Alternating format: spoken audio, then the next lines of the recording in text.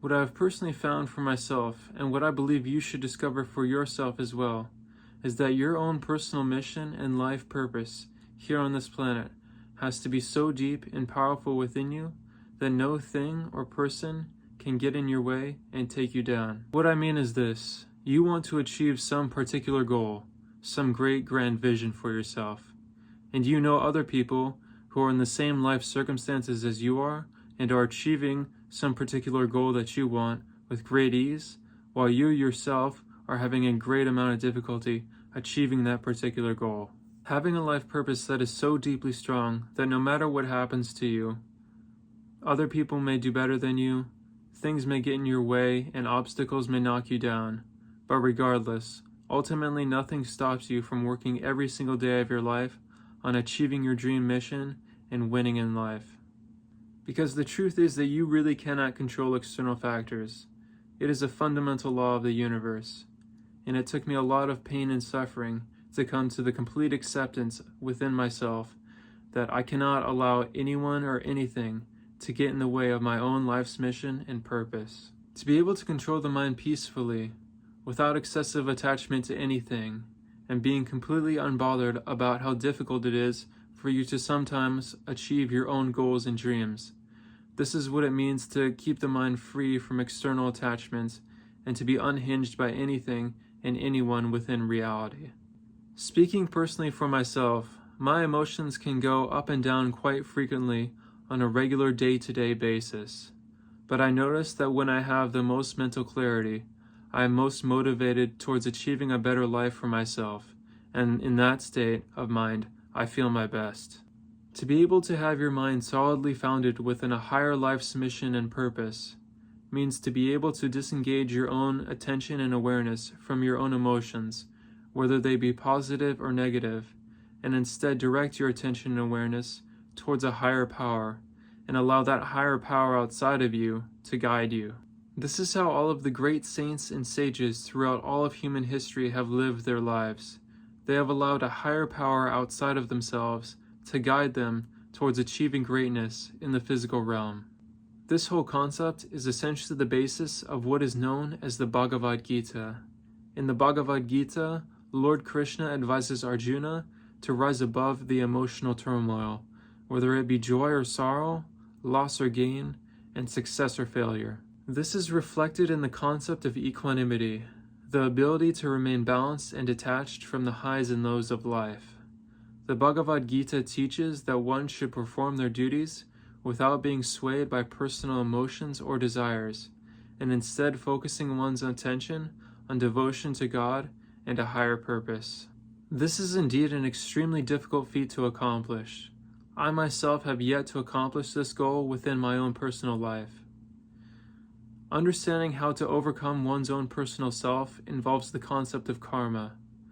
According to many ancient mystics throughout human history, karma itself takes thousands of lifetimes to be overcome fully. But coming back to the act of aligning with one's higher life mission and purpose, according to ancient scriptures such as the Bhagavad Gita, to act in alignment with one's own higher life mission and purpose means to act as if entirely guided by a higher power. This means transcending ego-driven desire and recognizing that every one of your actions is all part of a greater cosmic plan. In this way, living with mission and purpose involves surrendering of one's own self to a higher power.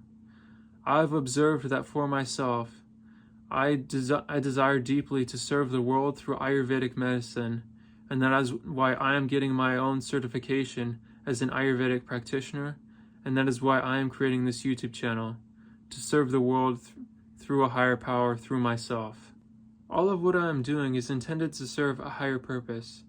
Of course I need money and material things, but my goal itself, which I desire to fulfill deeply, and which I am pushing myself each and every single day, is to fulfill a higher purpose, and that means transcending ego-driven goals and desires. The concept of surrender is a major theme within the Bhagavad Gita.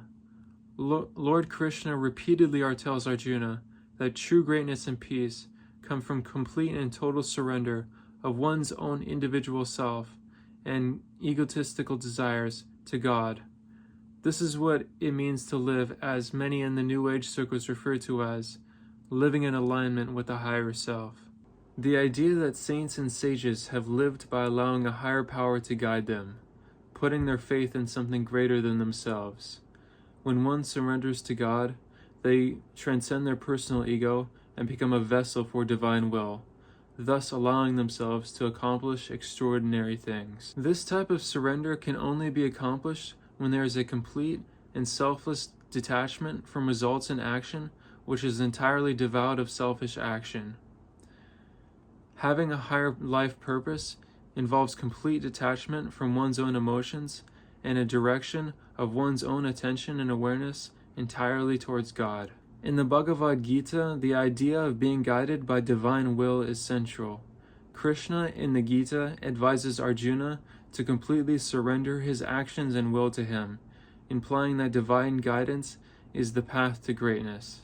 Saints and sages who allow a higher power to guide them are able to properly mirror Arjuna's final realization in the Gita, when he fully surrenders to Krishna's wisdom and guidance. Now, for most regular people, a lot of the things I am saying may seem to be very far out and sort of pseudo-spiritual, but I ask you to do a very deep self-examination and ask yourself, how much do I do in my own personal life that is entirely guided by my own self-will? Ask yourself, how many of my own personal intentions are to serve myself? If you think deeply enough, you may end up realizing that the majority of all of your intentions are mostly self-directed. Now, I'm not saying that every single person should go and become a Hindu monk, but what I am saying is that people seek for their entire lives to fulfill their own sense desires.